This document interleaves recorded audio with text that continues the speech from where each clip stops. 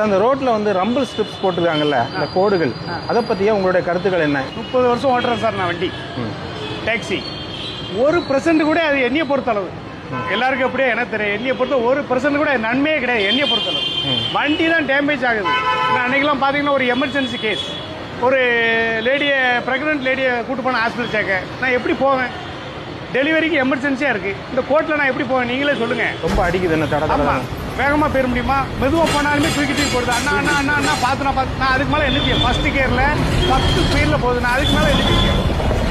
ரொம்ப சிட்டிகளெல்லாம் அது ரொம்ப வேஸ்ட். என்னை பொறுத்தளவு நிறைய இடத்துல போட்டிருக்காங்க. ஆமாம், வண்டி கெட்டு போகுது, அதுக்காண்டி நம்ம ஸ்லோ பண்ணி பிரேக் பண்ண பின்னால் வர வண்டி டமார்னு பின்னால் கொண்டு சாட்டிடணும். அவங்க பின்னாடி ஸ்பீடாக நம்ம நிப்பாட்டோம்னு அவங்களுக்கு தெரியாதுல்ல. நம்ம கோடுக்காண்டி அவன் வேகமாக போகக்கூடியவன். ஓகே, நம்மளை ஏசுறான், ஏன் மெதுவாக போகிற, வேகமாக போவோம். ஓகே, தேவையில்லாத ஒரு கோடு.